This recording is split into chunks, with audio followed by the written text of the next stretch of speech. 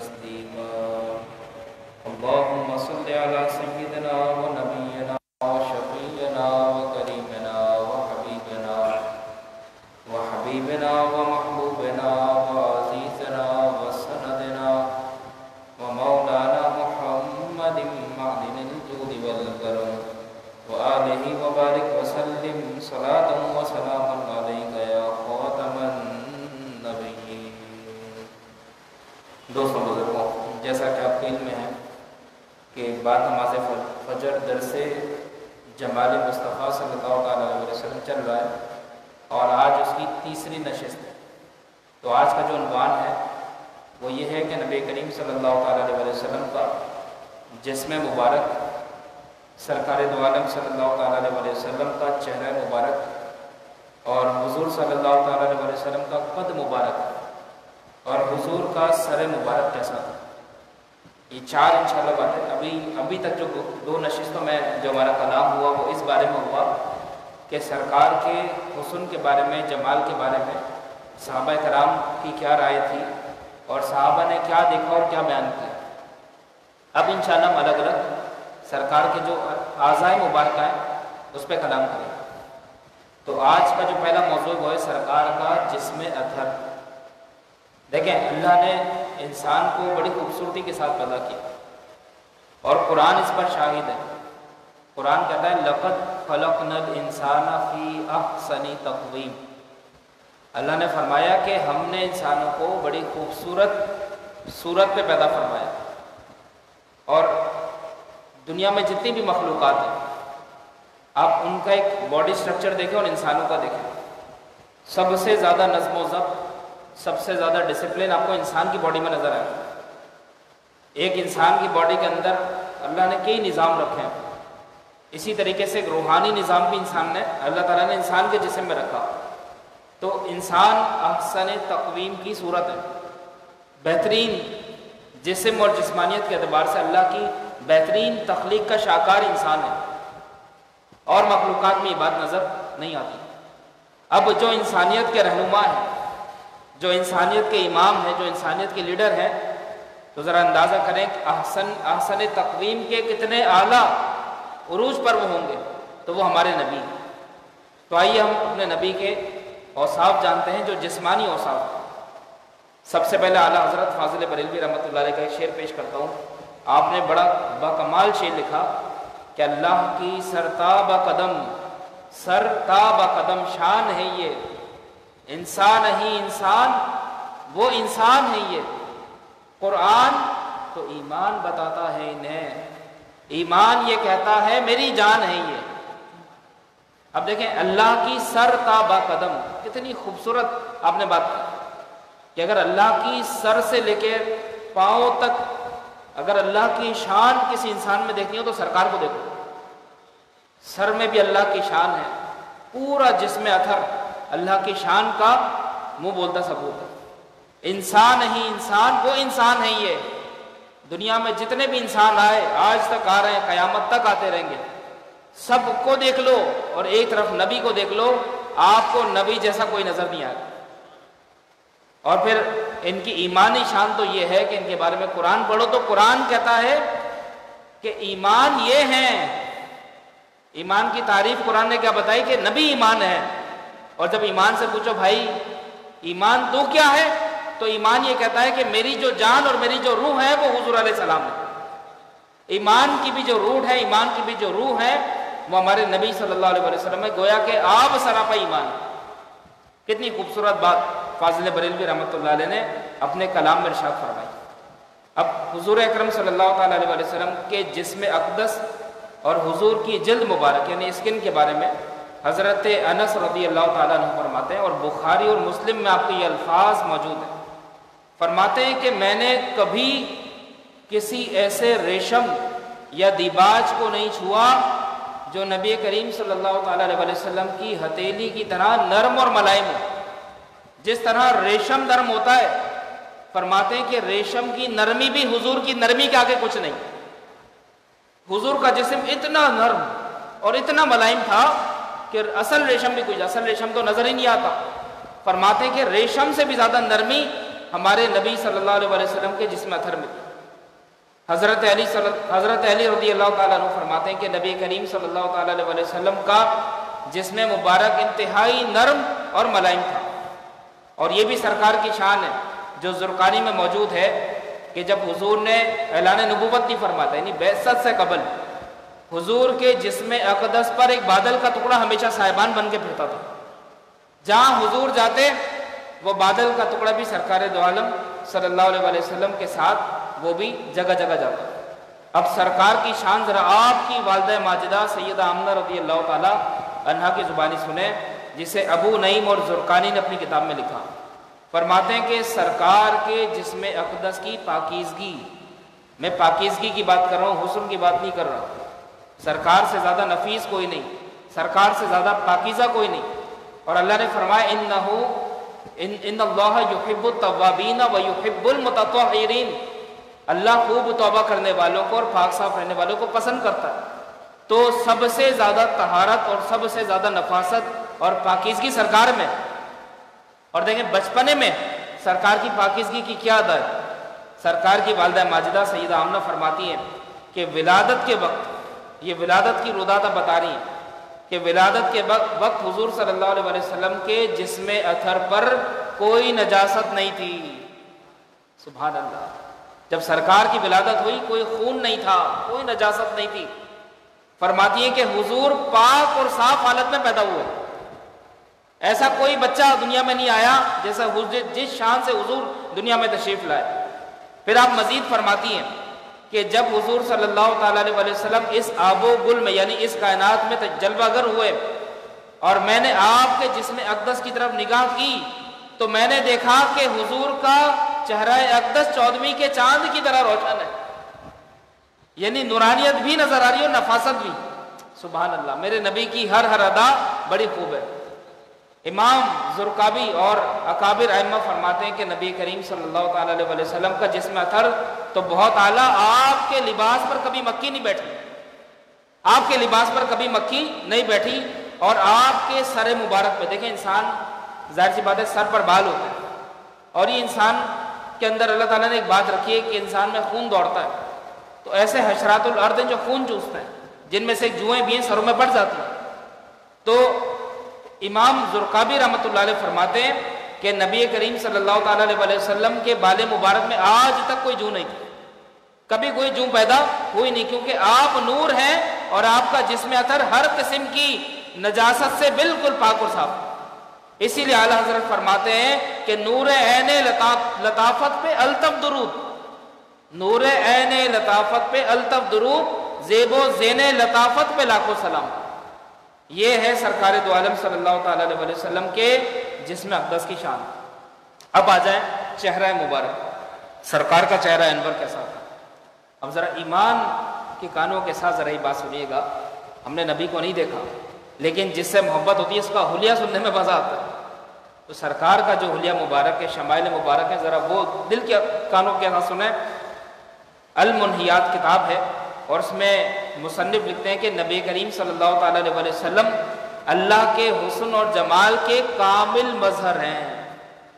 دیکھیں اللہ کا دیدار بے کیف ہے، یعنی جس نے خواب میں بیداری کی بات نہیں کرتا، کیونکہ جو شخص، یہ شیخ محقق شاہ عبدالحق محدث دہلوی رحمۃ اللہ علیہ اپنی کتاب میں لکھتے ہیں کہ دنیا میں جو شخص یہ دعویٰ کرے کہ میں نے بیداری میں اللہ کو دیکھا ہے، ایسا شخص جھوٹا، ملعون اور کذاب ہے۔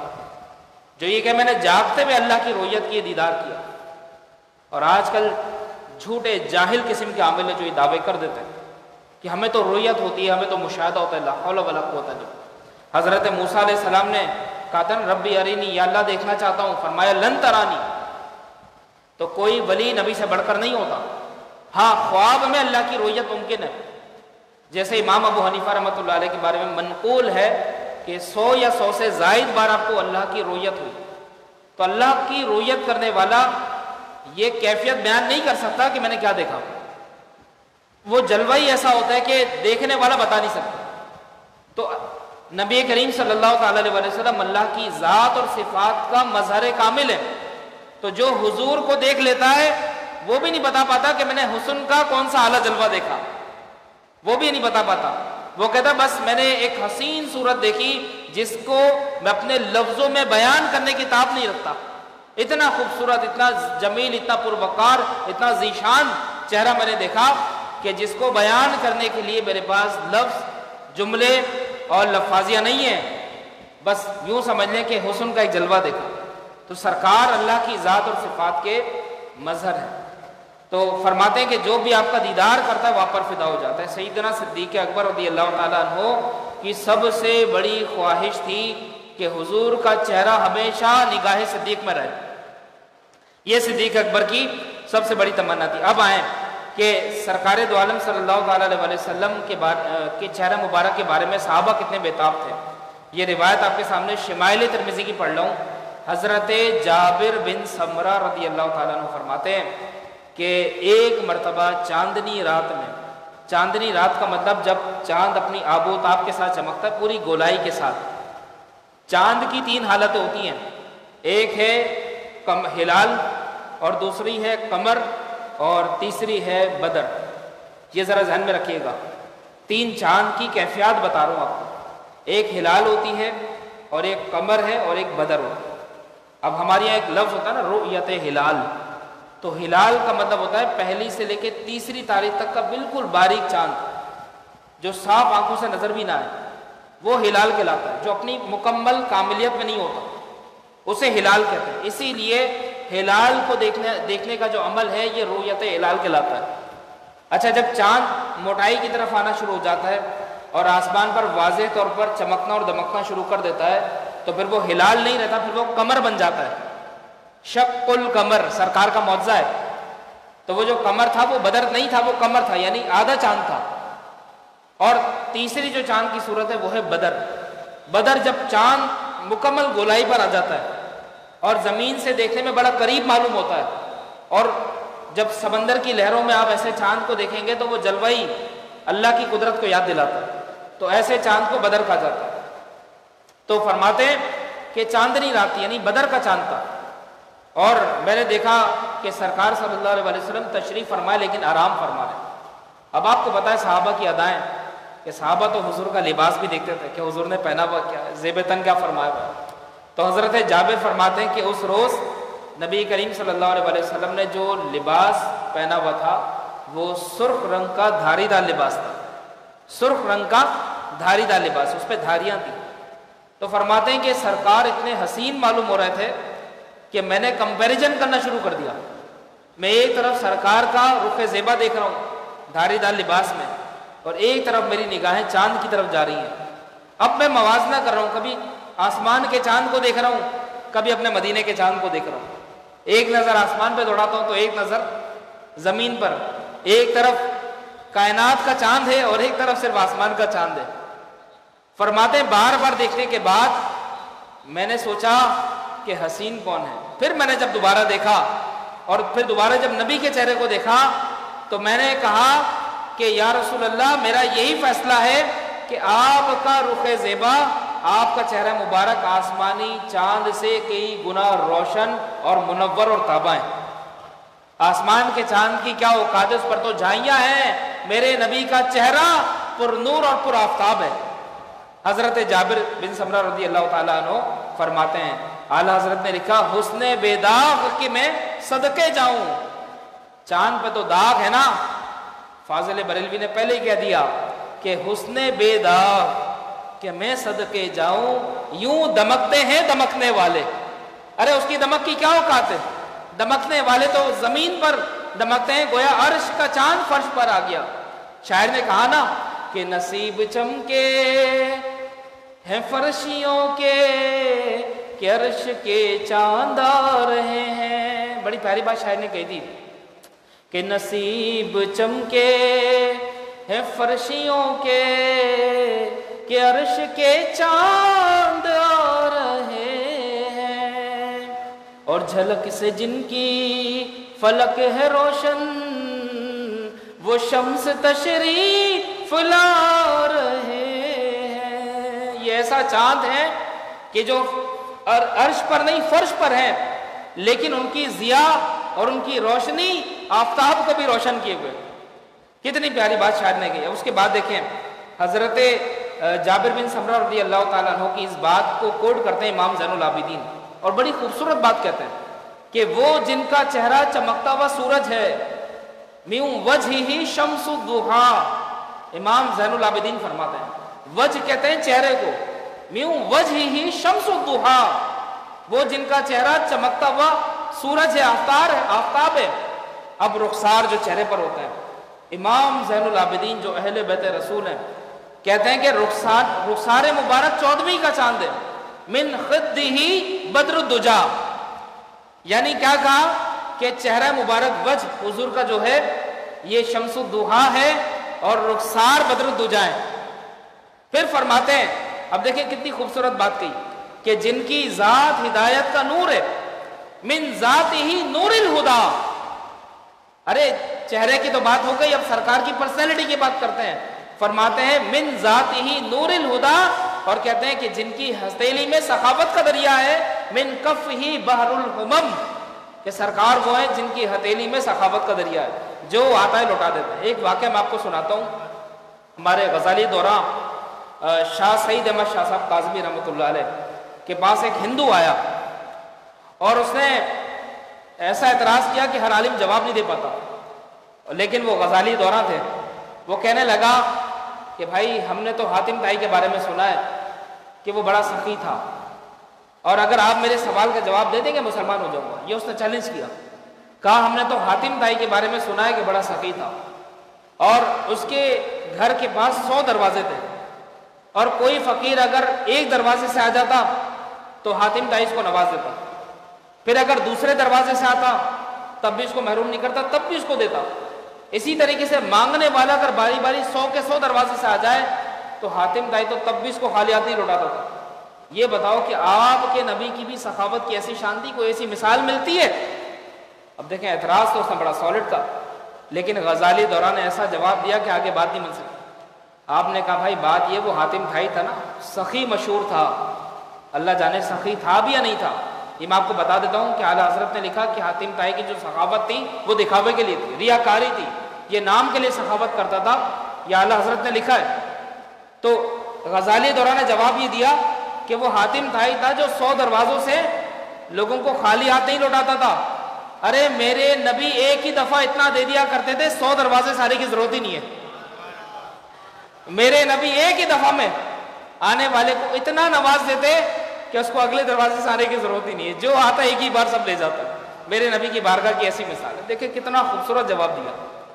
تو فرماتے ہیں کہ من کفہ بحر الہمم، جن کی ہتھیلی میں سخاوت کا دریا ہے۔ اس کے بعد امام نبوی رحمۃ اللہ علیہ حدیث کوٹ کرتے ہیں، حضرت انس رضی اللہ تعالیٰ عنہ فرماتے ہیں کہ مجھے سرکار دو عالم صلی اللہ تعالیٰ علیہ وسلم کے چہرے مبارک کا آخری دیدار، حضرت انس صحابی رسول ہیں، فرماتے ہیں آخری دیدار جو میں نے سرکار کا کیا وہ میں نے اس وقت کیا جب سرکار وصال سے پہلے پیر کے دن آپ صلی اللہ تعالیٰ علیہ وسلم نے اپنے حجرے مبارک سے پردہ ہٹایا اور آپ نے مسجد میں جھانک کر دیکھا سرکار دو عالم نے، اور فرماتے ہیں کہ میں نماز پڑھ رہا تھا اور حضرت ابو بکر صدیق نماز پڑھا رہے تھے، تو سرکار نے اپنے حجرے مبارک سے جھانک کر دیکھا تو میں نے سرکار کے چہرے کی زیارت کی۔ یہاں سے نقطہ پتہ لگا کہ نماز میں حضور کا تصور آ جائے تو نماز بھی قبول ہو جاتی۔ بھائی صحابہ بھی تو حضور کے حجرے کی طرف نگاہیں ڈالتے تھے نماز میں، یہاں تو حکم لگ جائے کہ اگر نماز میں حضور کا خیال آ جائے تو معذرہ نماز ہی ٹوٹ جاتی ہے۔ ایسے بدبختوں نے بھی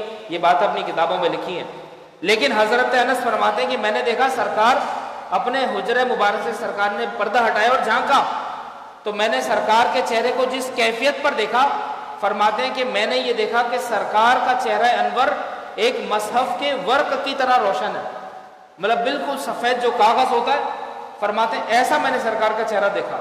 یہ حدیث شمائل ترمذی میں، تو امام نووی رحمۃ اللہ علیہ اس کی شرح لکھتے ہیں، فرماتے ہیں کہ مصحف کا ورق آپ نے اس لیے کہا کیونکہ جو قرآن پڑھتا ہے وہ اس سے مانوی ہدایت لے لیتا ہے، قرآن سے مانوی نور حاصل کر لیتا ہے، تو گویا کہ یہاں پر حضرت انس نے سرکار کے چہرے کو قرآنی وصف سے، قرآنی ورق سے تشبیہ دی کہ حضور کے چہرے کو جو دیکھ لے اس کو ہدایت مل جائے، حضور کے چہرے کو جو پڑھ لے اس کو ہدایت مل جائے۔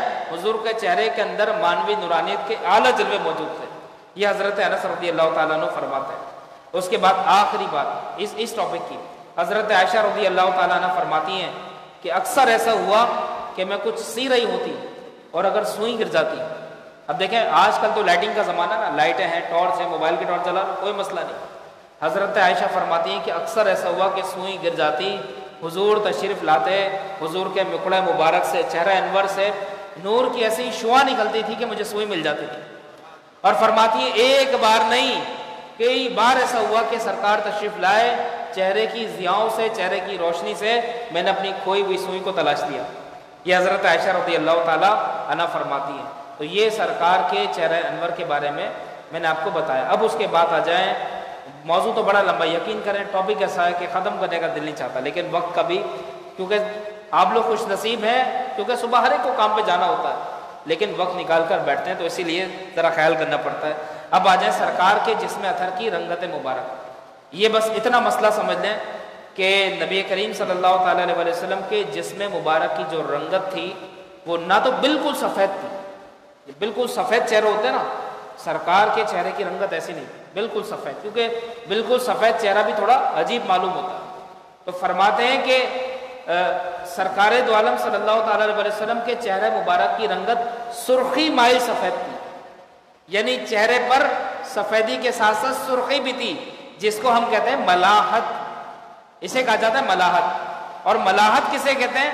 شاہ عبد الحق محدث دہلوی رحمۃ اللہ علیہ فرماتے ہیں کہ ملاحت خوبصورتی کا ایک ایسا وصف ہے جو دیکھنے میں خوشنما اور دل نشین معلوم ہو، اور جس کا ادراک صرف ذوق سلیم کر سکتا ہے، یعنی دیکھنے والے ہی بتا سکتے ہیں کیا خوبصورتی ہے، اسے ملاحت کہتے ہیں، جسے عام لفظوں میں کشش کہا جاتا ہے، کہ جو کہتے ہیں نا آئی کیپچرنگ، چہرے پر نگاہ پڑے تو چہرہ نہ ہٹے۔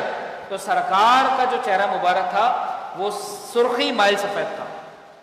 یہاں پر اعلیٰ حضرت نے فرمایا کہ حسن کھاتا ہے جس کے نمک کی قسم، وہ ملیح دل آرا ہمارا نبی، ذکر سب پھیکے جب تک نہ مذکور ہو، نمکین حسن والا ہمارا نبی، نمکین حسن والا ہمارا، یہ ہے چہرے پر نمکینی کا حسن۔ تو اس کے بعد جو ہمارا اگلا ٹاپک ہے وہ ہے سرکار دو عالم صلی اللہ علیہ وسلم کا قد مبارک۔ اب حضور کا قد کیسا تھا؟ تو اس کے بارے میں شمائل ترمذی اور دیگر کتب میں ہے کہ سرکار دو عالم صلی اللہ تعالیٰ علیہ وسلم نہ بہت دراز تھے، یعنی جو لمبا قد ہوتا ہے، دراز قد نہ تھے، اور نہ پست قامت تھے، یعنی نہ حضور کا قد لمبا تھا اور نہ پست قد تھا، چھوٹا قد تھا۔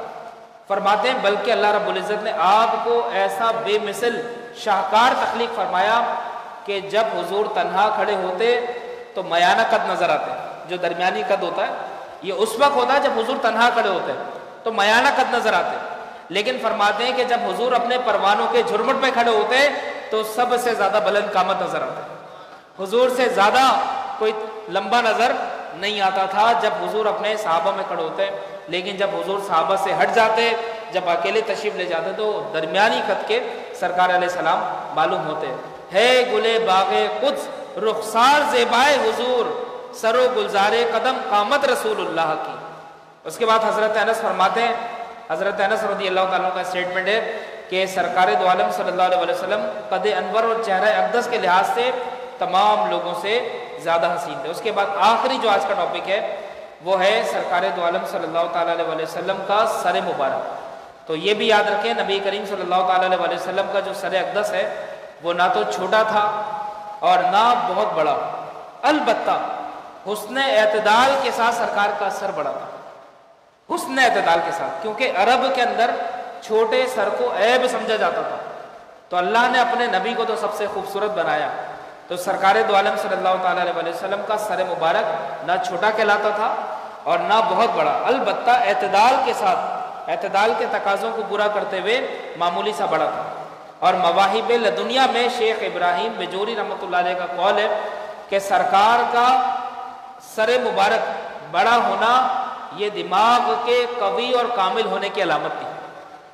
کتنی پیاری بات لکھی ہے کہ سرکار کا جو سر مبارک ہے یہ حسن اعتدال کے ساتھ جو بڑا تھا، تو یہ اس بات پر دلیل تھی کہ عقل میں آپ سے کوئی اعلیٰ نہیں اور دماغی اعتبار سے سرکار سے زیادہ کوئی ذہین اور فتین نہیں۔ اور اس کے بعد لکھتے ہیں محدث ملا علی قاری رحمۃ اللہ علیہ لکھتے ہیں کہ آپ کے سر اقدس کے عظیم ہونے کو یہ آپ کی رفعت شان اور عظمت پر دلیل قرار دیا جائے گا۔ سرکار کا سر اقدس بڑا تھا تو یہ آپ کی عظمت اور آپ کی شان ہونے کی دلیل ہے۔ اب دیکھیں سر مبارک کے متعلق حضرت علی رضی اللہ تعالیٰ عنہ فرماتے ہیں شمائل ترمذی میں کہ حضور کا سر مبارک موزونیت کے ساتھ بڑا تھا۔ اب یہاں پر اللہ تعالیٰ نے نبی کریم صلی اللہ تعالیٰ علیہ وسلم کو جو محبوبیت عطا فرمائی اس کی کئی نظیریں، جو سرکار کا پورا جسم رحمت ہے نا۔ اب سر مبارک کا معجزہ دیکھیں، روایات میں آتا ہے کہ ایک مرتبہ ابو جہل ملعون، یہ بہقی اور ابو نعیم میں یہ واقعہ موجود ہے کہ ایک مرتبہ ابو جہل ملعون جو ہے سرکار دو عالم صلی اللہ تعالیٰ علیہ وسلم کے سر مبارک کو معاذ اللہ تکلیف پہنچانے کے لیے، اذیت پہنچانے کے لیے اس ناپاک ارادے سے ایک بڑا سا پتھر لے کر آیا، اور اس کا یہ غلیظ ارادہ تھا کہ سرکار کے سر مبارک کو تکلیف پہنچائے۔ وہ بڑا پتھر لے کر آیا اور اس وقت حضور نماز پڑھ لیتے۔ تو مصنف لکھتے ہیں کہ جب وہ اس ناپاک ارادے سے حضور کی طرف بڑھا تو اچانک اس پر ایسی کیفیت طاری ہو گئی کہ وہ خوف سے لرزانے لگا اور اس کے پسینے جاری ہو گئے اور ایک دم اس پہ ہیبت ناک کیفیت طاری ہو گئی۔ تو دیکھنے والوں نے سے پوچھا کہ ابو جہل کیا ہوا، تو ڈر گیا؟ تو ناپاک ارادہ لے کر گیا تھا، کس وجہ سے واپس پلٹ گیا؟ تو وہ کہتا ہے کہ جب میں حضور کے قریب ہوا تو میں نے دیکھا ایک دیوانہ اونٹ حضور کے قریب بیٹھا ہوا ہے، حالانکہ حضور کے قریب کوئی اونٹ نہیں تھا۔ وہ کہنے لگا کہ ایک دیوانہ اونٹ حضور کے سامنے تھا اور وہ میری طرف بڑھ رہا تھا اور مجھے لگا کہ وہ مجھ پر حملہ کر کے میری جان نکال دے گا، بس اسی خوف سے میں پیچھے ہٹ گیا۔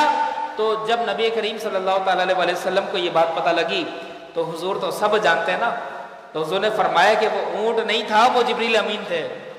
وہ اونٹ نہیں تھا، وہ جبریل امین تھے، اور اگر میرے قریب وہ ابو جہل آ جاتا تو جبریل آج اس کو ہلاک کر دیتے۔ تو یہ سرکار کے سر مبارک کا معجزہ ہے۔ تو کل انشاءاللہ ہم منہ مبارک سے شروع کریں گے۔ آج 4 عنوانات پر کلام ہوا۔